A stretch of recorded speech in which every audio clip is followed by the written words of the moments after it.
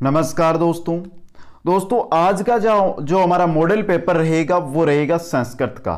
ये संस्कृत का model test paper number 7 है दोस्तों। इससे पहले हमने 6 मॉडल टेस्ट ले लिए हैं।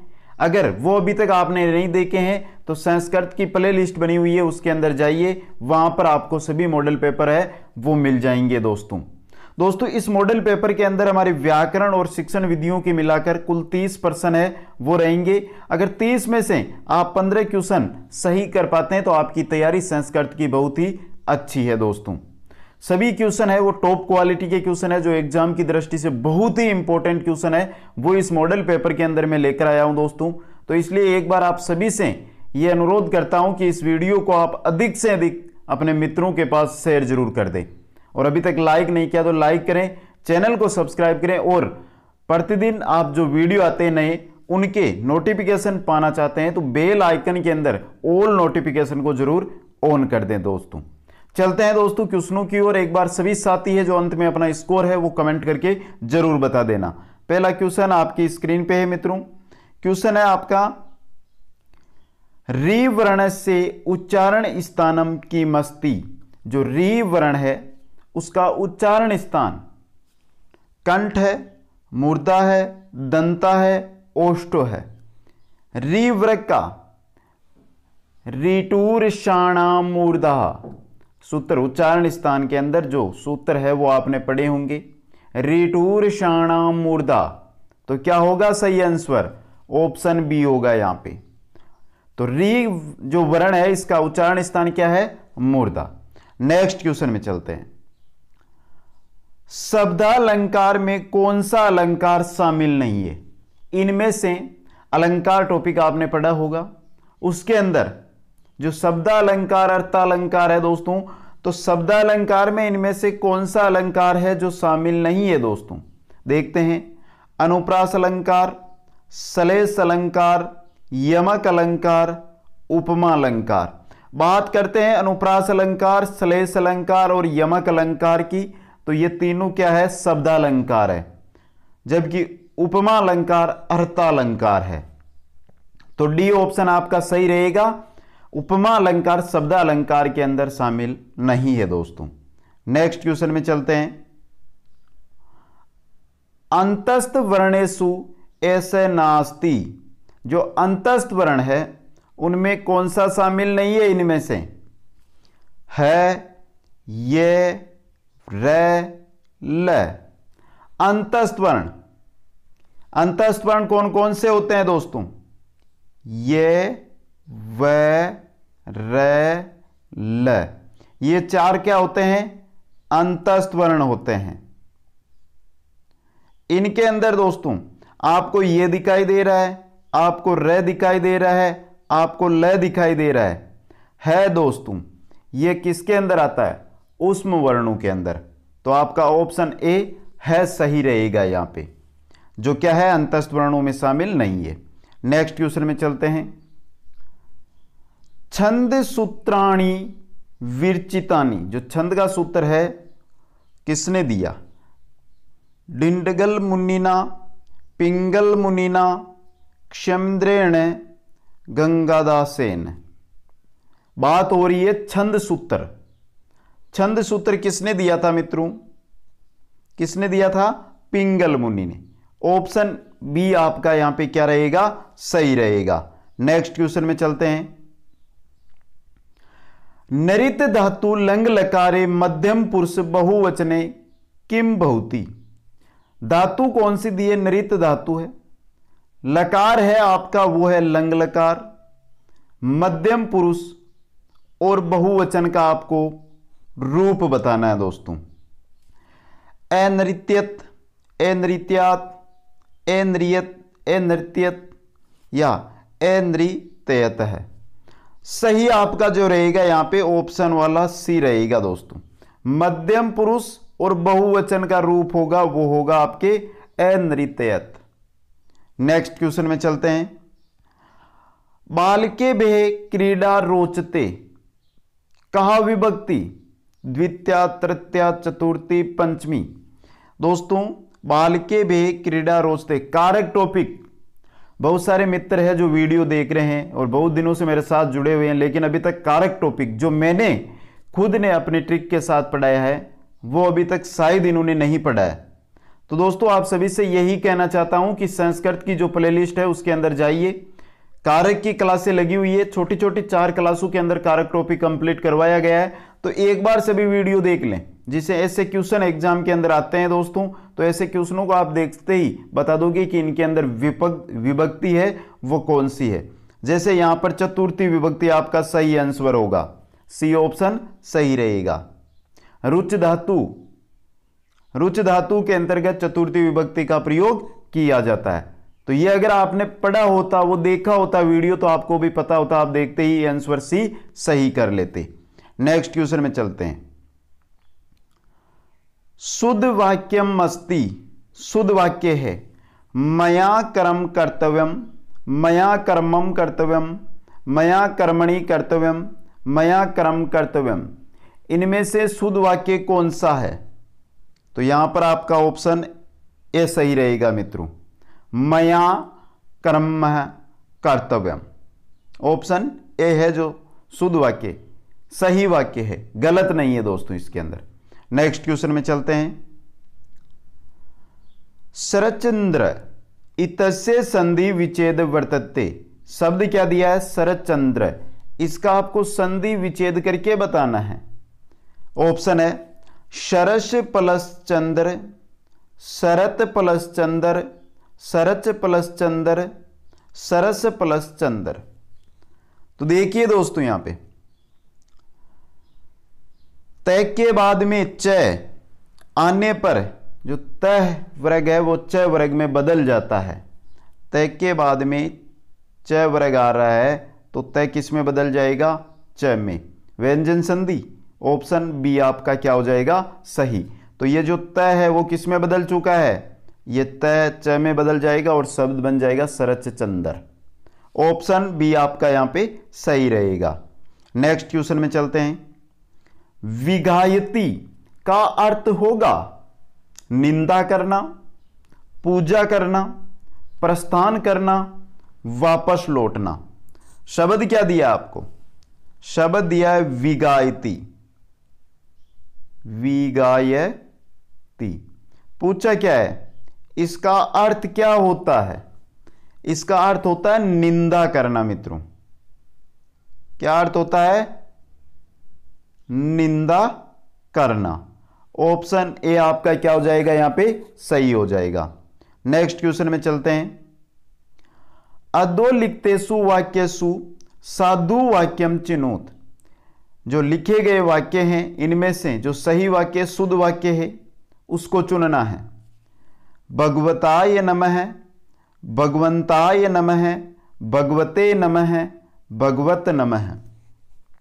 यहां पर शुद्ध वाक्य की अगर हम बात करते हैं तो आपका शुद्ध वाक्य रहेगा, वो रहेगा सही वाक्य ऑप्शन सी वाला, भगवते नमः। सी ऑप्शन आपका यहां पे क्या है? सही है दोस्तों। नेक्स्ट क्वेश्चन में चलते हैं। जाया च पतिश्च इतस्य समस्त पद अस्ति। इंपोर्टेंट क्वेश्चन है दोस्तों, बहुत बार एग्जामों में आया हुआ है और आपकी परीक्षाओं की दृष्टि से बहुत ही इंपॉर्टेंट है ये। देखिए दोस्तों, जाया च पतिश्च है इतस्य समस्त पद है अस्ति। समस्त पद क्या होगा इसका? जब समासिक पद ढूंढेंगे तो क्या मिलेगा? दंपति, जमपति, जायापति या सर्वे। जाया च पतिश्च इतस्य समस्त पद, ये तीनों ही है दोस्तों, ए बी और सी। तो सही आंसर डी ऑप्शन रहेगा आपका, सर्वे। नेक्स्ट क्वेश्चन में चलते हैं। ही प्लस अयम इत्यत्र है संधि सयात है। कौन सी संधि है? ही प्लस अयम।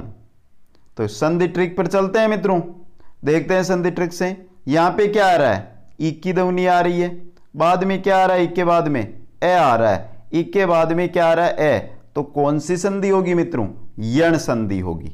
ऑप्शन सी आपका सही रहेगा। नेक्स्ट क्वेश्चन में चलते हैं।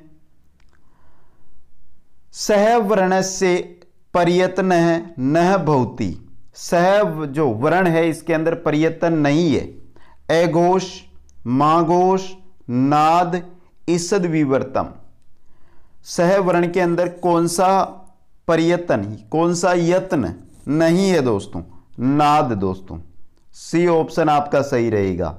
नेक्स्ट क्वेश्चन में चलते हैं। रामश्च रामश्च विग्रहस्य समस्त पद भविष्यति। रामश्च रामश्च जो यहां पर समास विग्रह दिया गया आपको, इसका समस्त पद क्या होगा? रामा, रामः, रामो, रामः। रामश्च रामश्च समस्त पद होगा रामो। ऑप्शन सी आपका क्या रहेगा? सही रहेगा। नेक्स्ट क्वेश्चन में चलते हैं। भविष्यत अर्थे परते सयात। भविष्यत के अंदर परते है कत्वा, तुमून, कत, टोप। सही आंसर ऑप्शन बी रहेगा, तुमून परते दोस्तों। नेक्स्ट क्वेश्चन में चलते हैं। देशाटन से बहु गुणा भवन्ति। रेखांकित पदस्य स्थाने पर्सनवाचक पदम भविष्यति। देशाटन से बहु गुणा भवन्ति, तो यहां पे पूछा क्या है? देशाटन से दिया गया है, वहां पर आपको जो रेखांकित पद दिया गया है इसकी जगह आपको क्या करना है? पर्सनवाचक यानी पर्सन निर्माण करना है। इससे क्या आएगा देशाटन की जगह? कस्से, क, का, के। क्या आएगा दोस्तों? आप क्या आएगा यहां पे? ऑप्शन ए, कस्से बहु गुणा भवन्ति। ऑप्शन ए सही रहेगा। नेक्स्ट क्वेश्चन में चलते हैं। प्रातः 6:30। प्रातः यहां पे समय भी आपको दिया गया है। वादने भ्रमणार्थम उद्यानम गच्छामि।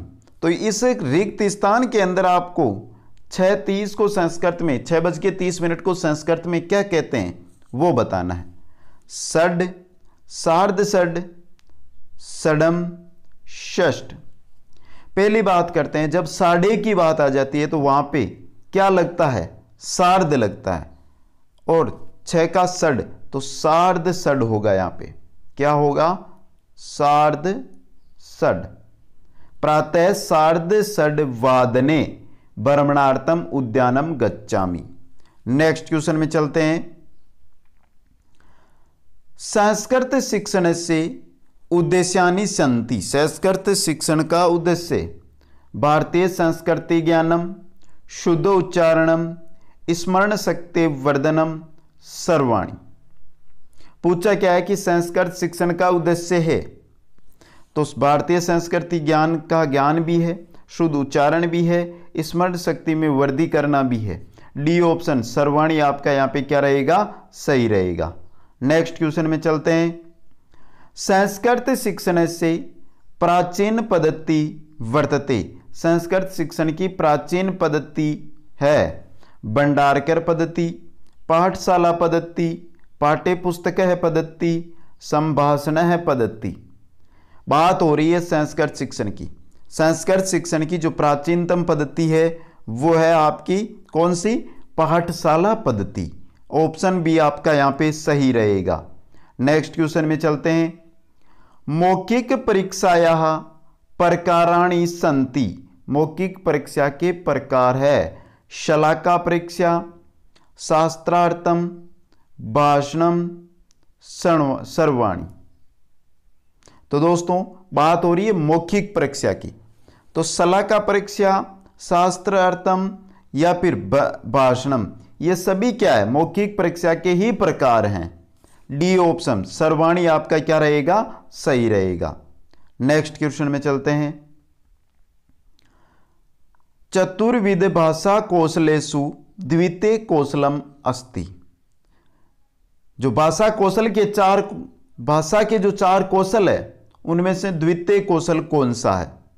श्रवणम, संभाषणम, पठनम, लेखनम। द्वितीय कौशल, प्रथम कौशल सुनना, दूसरा कौशल बोलना, तीसरा कौशल पढ़ना और चौथा कौशल लिखना। तो दूसरा कौशल कौन सा है मित्रों? यहां पे बोलना, संभाषण। ऑप्शन बी आपका क्या रहेगा यहां पे? सही रहेगा। नेक्स्ट क्वेश्चन में चलते हैं। श्रवण कौशल से प्रमुख साधनम अस्ति। श्रवण कौशल का प्रमुख साधन है श्यामपट, पुस्तकम, गुरुमुखम, चित्रम। श्रवण कौशल सुनने का प्रमुख साधन श्यामपट नहीं होता है, पुस्तक नहीं होती है, चित्र नहीं होता है, गुरुमुख। याद रखना दोस्तों, यहां पर तो चलो आपको जो श्रवण कौशल है यानी सुनने के लिए गुरुमुख ही मिल रहा है। अगर और भी दे दे, जैसे रेडियो दे दे और कुछ दे दे, तो वहां पर आपको अगर यहां पर पूछे कि प्रमुख साधन कौन सा है श्रवण कौशल का, तो आपको गुरुमुख ही करना है दोस्तों। नेक्स्ट क्वेश्चन में चलते हैं। सस्वर पठनम आवश्यकम अस्ति। सस्वर पठन के लिए आवश्यक है शुद्ध उच्चारणार्थम, भावग्रहणार्थम, काठिन्य निवारणार्थम, प्रसन्नाम समाधानाय। बात हो रही है सस्वर पठन की, तो सस्वर पठन के लिए भाव ग्रहण का अर्थ क्या है? आवश्यक है। बी ऑप्शन सही है। नेक्स्ट क्वेश्चन में चलते हैं। संस्कृत शिक्षणे कानि उपकरणानि प्रयुक्तानि सन्ति। संस्कृत शिक्षण के अंदर कौन से उपकरण है जो प्रयुक्त किए जाते हैं? केवल सर्वे उपकरणानि, केवल दर्शे उपकरणानि, चित्राणि, दर्शे सर्वे उपकरणानि। पूछा क्या है? संस्कृत शिक्षण के अंदर कौन से उपकरण? संस्कृत शिक्षण में दर्शे और सर्वे उपकरण दोनों है जो प्रयुक्त किए जाते हैं। डी ऑप्शन आपका सही रहेगा। नेक्स्ट क्वेश्चन में चलते हैं। अनुवाद शिक्षण से विधये सन्ति। अनुवाद शिक्षण, बात हो रही है अनुवाद शिक्षण की विधि है पुस्तक विधि, द्विभाषी विधि, तुलना एवं अनुकरण विधि, सर्वा। तो दोस्तों अनुवाद शिक्षण के अंदर पुस्तक, द्विभाषी और तुलना एवं अनुकरण विधि ये सभी है जो क्या है? अनुवाद शिक्षण की विधियां हैं। नेक्स्ट क्वेश्चन में चलते हैं। संस्कृत शिक्षणे परंपरागत साहिको उपकरणम अस्ति। दूरदर्शनम, श्यामपटः, चित्रम, आकाशवाणी। संस्कृत शिक्षणे परंपरागत सहायक उपकरणम। परंपरागत सहायक उपकरण क्या होता है? श्यामपट। बी ऑप्शन सही है। नेक्स्ट क्वेश्चन में चलते हैं। संस्कृत भाषायाम स्वरा सन्ति। यहां पे 4 ऑप्शनों में से संस्कृत शिक्षण के अंदर स्वर कौन से हैं? ये व र ल स है, ए ई उ री, हण हण न म। तो दोस्तों यहां पे देखिए, ये आपके क्या है? व्यंजन है, ये भी आपके व्यंजन है और ये भी क्या है? व्यंजन है। ए ई उ री ये क्या है? आपके स्वर है। नेक्स्ट क्वेश्चन में चलते हैं। संस्कृत भाषा सर्वाधिकन समीचीना भाषा कथ्यते। दूरदर्शनार्थम, संगणकार्थम, चित्रार्थम, ध्वनि विस्तारक यंत्रार्थम। संस्कृत भाषा है जो सर्वाधिक समीचीना भाषा कथ्यते संगणक यानी कंप्यूटर के अर्थ में। ऑप्शन बी आपका सही रहेगा। नेक्स्ट क्वेश्चन में चलते हैं। पाठ योजनायाः आविर्भावः अभवत्। क्यों? ऑप्शन है समाजशास्त्रेण, संस्कृतेन, गेस्टाल मनोविज्ञानेन, अर्थशास्त्रेण। सही आंसर ऑप्शन सी रहेगा, गेस्टाल्ट मनोविज्ञानेन। और चलते हैं दोस्तों अंतिम क्वेश्चन की ओर। इसके बाद अपना स्कोर जरूर कमेंट कीजिएगा सभी साथी। और जिन मित्रों ने अभी तक शेयर नहीं किया है वो जल्दी से एक बार अपने सभी मित्रों के पास इस वीडियो की लिंक को शेयर जरूर कर दें। संस्कृत शिक्षणे मौखिका अभिव्यक्ति साधनम अस्ति। मौखिक अभिव्यक्ति का साधन है संस्कृत शिक्षण में कविता पाठ, कथावाचनम, चर्चा परिचर्चा, सर्वाणी। तो मौखिक अभिव्यक्ति की बात हो रही है तो कविता पाठ है, कथावाचन है या चर्चा परिचर्चा, ये सभी मौखिक अभिव्यक्ति के साधन है। डी ऑप्शन सर्वाणी आपका क्या रहेगा? यहां पे सही रहेगा। तो एक बार सभी साथी है वो जल्दी से अपना स्कोर है वो कमेंट कर दें और जिन साथियों ने अभी तक शेयर नहीं किया वो शेयर कर दें, और जिन्होंने शेयर कर दिया है वो कमेंट करके भी हमें ज़रूर बता दें कि शेयर कर दिया है। आप सभी को बहुत बहुत धन्यवाद। जय हिंद, जय भारत।